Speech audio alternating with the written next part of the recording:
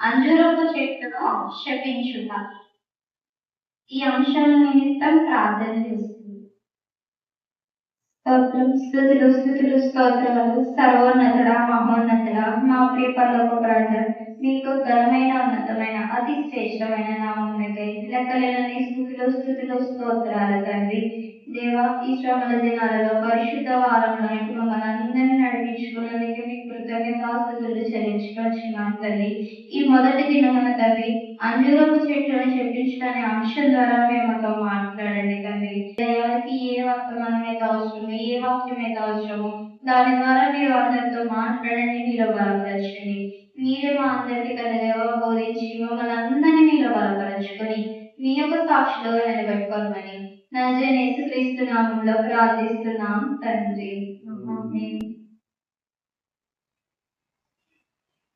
First అసలు అంజూరపు చెట్టును శపించుట.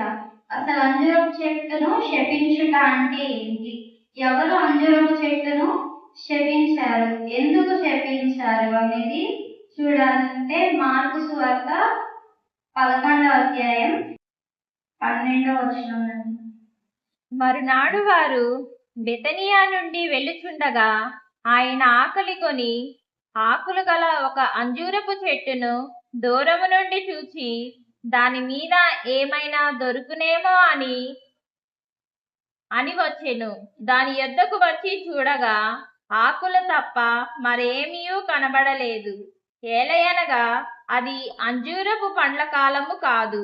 అందుకైన ఇక మీదట ఎన్నటికి నీ పండ్లు ఎవరునూ తినకుందురుగాక అని చెప్పెను. యేసయ్య ఆకలి బెతనియా నుండి వెళ్ళుచుండగా యేసయ్య ఆకలి కొని ఉన్నారు. అయితే ఆయన దూరం నుండి ఆకులు గల ఒక అంజూరపు చెట్టును చూశారు. దాని మీద ఏమైనా అంజూరపు పండ్లు దొరుకునేమో అని దాని యొద్దకు వెళ్ళినప్పుడు దాని మీద ఆకులు తప్ప మరి ఏమీ దొరకలేదు. ఎందుకు అంటే అది అంజూరపు చెట్ల ఫలములిచ్చు కాలము కాదు. కానీ ఆయన దానిని చూసి ఇక మీదట నీవు ఎన్నడను ఫలించవు, నీ ఫలములు ఎవరును తినరని ఆ అంజూరపు చెట్టును శపించారు. అసలు ఎందుకు యేసయ్య అంజూరపు చెట్టును శపించారు? అది ఫలములిచ్చు కాలం కాదు కదా. అది ఫలములిచ్చే కాలం కాదు కాబట్టి అది అంజూరపు చెట్టు తప్పు కాదు కదా. మరి ఎందుకు యేసయ్య దానిని శపించారు? ఎందుకంటే ఆ అంజూరపు చెట్టుని శపించడానికి కారణం యేసయ్య మనతో మాట్లాడడానికి, ఈ లోకంలో ఉన్న మానవులకు ఒక సందేశాన్ని ఇవ్వడానికి. మనలో అనేకులు ఉంటారు, వారు ఆత్మీయంగా బయట నుండి బాగా ప్రార్థన పరులాగా పచ్చగా కనిపిస్తారు అంజూరపు చెట్టు వలె, కానీ వారిలో ఆత్మీయ ఫలాలు ఉండవు. అట్లాగా మనం ఉండకుండా పైన నుండి పచ్చగా ఉన్నా కానీ లోపల దేవుని యొక్క ఆత్మీయ ఫలాలు పొందుకునే వారి వలె ఉండాలని యేసయ్య ఈ విధంగా మనతో మాట్లాడటానికి ఆయన ఈ యొక్క సందర్భాన్ని బైబిల్ గ్రంథంలో మన కోసం రచించి ఉన్నారు. అయితే అది అంజూరపు చెట్టు పండ్ల కాలం కాదు, అందుకే అది ఫలించలేదు. కానీ మనకు అనుకూలమైన పరిస్థితులలో ఫలించడమే కాదు, అననుకూలమైన పరిస్థితిలో కూడా ఫలించే వారి వలె ఉండాలి. లేని ఎడల మనము శాపగ్రస్తులం అవుతాము, దేవుని యొక్క కోపానికి కారకులం అవుతామని యేసయ్య ఈ యొక్క సందర్భాన్ని బైబిల్ గ్రంథంలో మన కోసం రచించి ఉన్నారు. అయితే ఎందుకు మనము ఫలించాలి? అసలు మనం ఎందుకు ఫలించాలి అంటే ఆదికాండము 1వ అధ్యాయం 28వ వచనం. దేవుడు వారిని ఆశీర్వదించెను, ఎట్లనగా మీరు ఫలించి అభివృద్ధి పొంది విస్తరించి భూమిని నిండించి దానిని లోపరుచుకొనుడి. దేవుడు వారిని ఆశీర్వదించెను, ఎట్లనగా మీరు ఫలించి అభివృద్ధి పొంది విస్తరించి. అంటే దేవుడు మనల్ని ఆశీర్వదించారు. ఏ విధంగా? మీరు ఫలించి అభివృద్ధి పొంది విస్తరించి. అంటే మనం ఫలిస్తే దేవుని యొక్క ఆశీర్వాదము పొంది ఉన్న వారి వలె మనము జీవిస్తాము. ఈ ఫలించుట, అభివృద్ధి పొందుట, విస్తరించుట, ఈ మూడింటి గురించి మనం తెలుసుకుందాం. ఫస్ట్ ఫలించాలి అంటే మనము ఏం చేయాలి? యోహాను సువార్త 15 అధ్యాయం 5 వచనం. ద్రాక్షావల్లిని నేను, తీగలు మీరు. ఎవరు నా యందు నిలిచియుండునో, నేను ఎవరి యందు నిలిచియుండునో వాడు బహుగా ఫలించును. ఎవడు నా యందు నిలిచియుండునో, నేను ఎవరి యందు నిలిచియుండునో వాడు బహుగా ఫలించును. అంటే ఎవరు దేవుని యందు నిలిచి ఉంటారో, దేవుడు ఎవరి యందు నిలిచి ఉంటారో వారు బహుగా ఫలిస్తారు. మీరు ఏ విధంగా ఫలించాలి అంటే దేవుని యందు నిలిచి ఉండి మీరు దేవుని యందు నిలిచి ఉంటే మీరు ఫలిస్తారు. మీరు దేవుని యందు నిలిచి ఉంటే ఆయనను మీ యందు నిలిచి ఉంటారు. మీరు అప్పుడు బహుగా ఫలిస్తారు. మీరు బహుగా ఫలించటం వలన ఏమి లాభం అంటే 8వ వచనం. మీరు బహుగా ఫలించుట వలన నా తండ్రి మహిమపరచబడును. మీరు బహుగా ఫలించటం వలన నా తండ్రి మహిమపరచబడును. అంటే మనము బహుగా ఫలిస్తే తండ్రి మహిమపరచబడతారు. తండ్రి మహిమపరచబడాలి అని అంటే మనల్ని మనము తగ్గించుకుంటే ఆయన మహిమ పొందుతారు. అంటే ఎవరు తగ్గించుకుంటారో వారు హెచ్చింపబడతారు. మీరు ఫలించాలి అంటే మీరు ఆయన యందు నిలిచి ఉండాలి.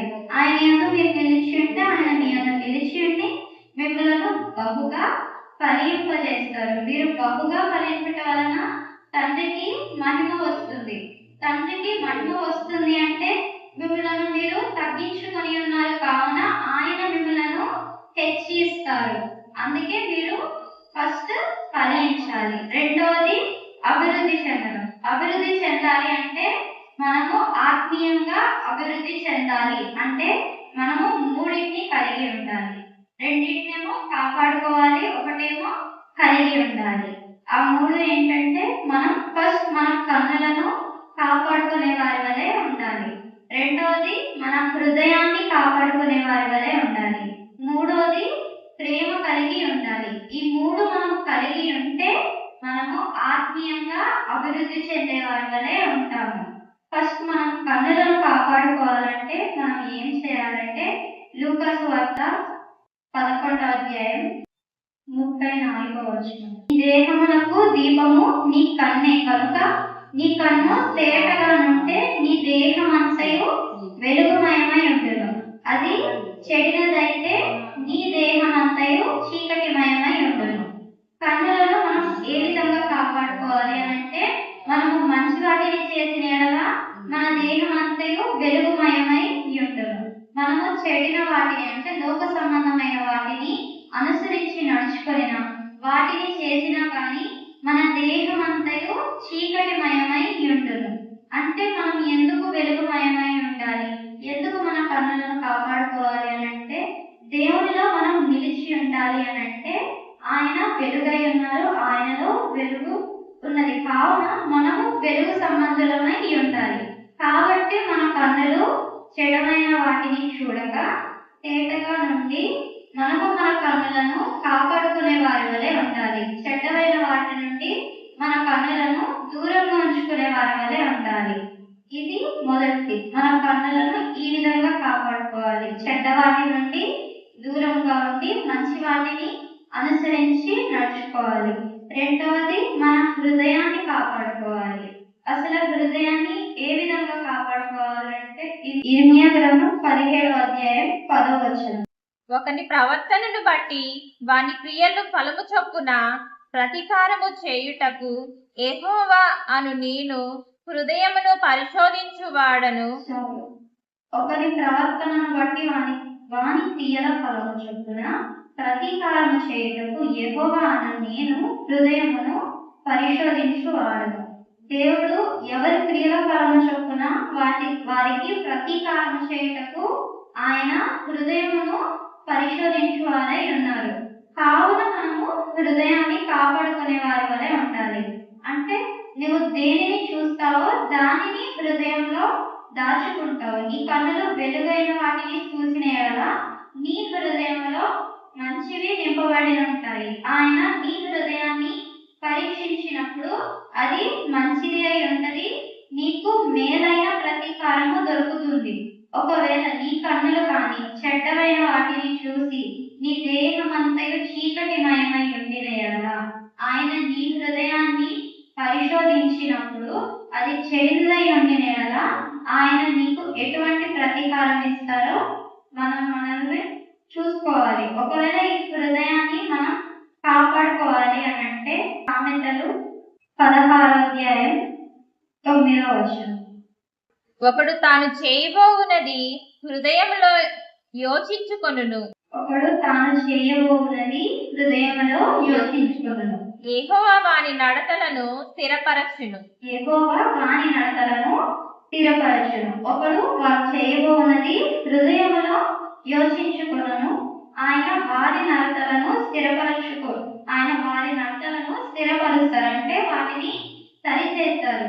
మీరు యోచించేది దేవుని చిత్తానుసారంగా యోచించేదిగా ఉండాలి.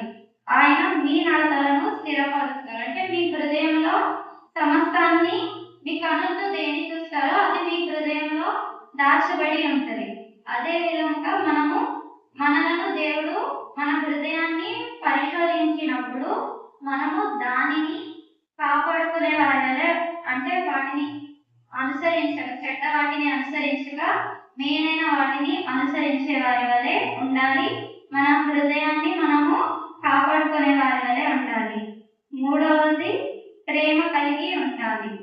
యోహాను రాసిన మొదటి పత్రిక 3:14. సహోదరులను ప్రేమించుచున్నాము గనుక మరణంలో నుండి జీవములోనికి దాటి ఉన్నామని ఎరుగుదుము. ప్రేమ లేనివాడు మరణమందు నిలిచి ఉన్నాడు. మనలో ప్రేమ కలిగి ఉండాలి. మనము సహోదరులను ప్రేమించుచున్నాము కనుకనే మరణములో నుండి జీవంలోనికి దాటి ఉన్నామని ఎరుగుదుము. ప్రేమ లేని వాడు మరణమందు నిలిచి ఉన్నాడని మనము ఎరుగుదుము. అంటే మనలో ప్రేమ లేని యెడల మనము మరణమందు నిలిచి ఉన్న వారమై ఉన్నాము. కాబట్టి మనము సహోదర ప్రేమ కలిగి ఉండాలి. ఆయన ప్రేమ స్వరూపి ఉన్నారు కావున మనము కూడా ప్రేమ కలిగి ఉన్న వారి వలె ఉండాలి. ప్రేమ లేని వాడు మరణమునకు దగ్గరగా నిల్చొని ఉన్నారు, అంటే ప్రేమ లేని యెడల మనము మరణంలోనికి నడిపించబడతాము. అది ఏ మరణం అనగా రెండవ మరణం. అది నిత్య ఆజ్ఞ అయి ఉన్నది, నరకమై ఉన్నది. మనము దానిలోనికి ప్రవేశింపకూడదంటే మనము ప్రేమ కలిగి ఉండాలి. 4:7.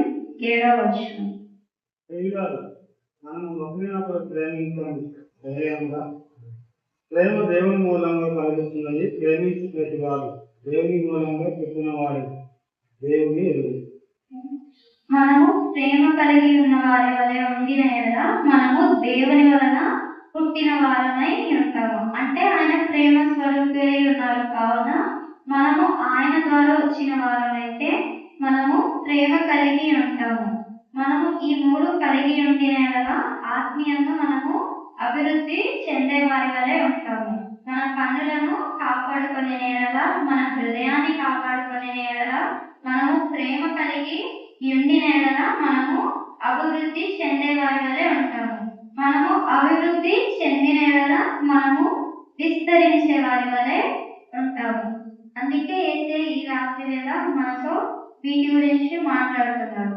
ఒకవేళ మీరు ఈ భూమి మీద ఆశీర్వాదము పొందిన వారై ఉండాలి అని అంటే మీరు ఫలించాలి, అభివృద్ధి చెందాలి, మీరు విస్తరించాలి. మీరు ఇవి కలిగి ఉండిన యెడల మీరు దేవుని చేత ఆశీర్వాదము పొందిన వారై ఉండాలని యేసయ్య మాట్లాడుతున్నారు.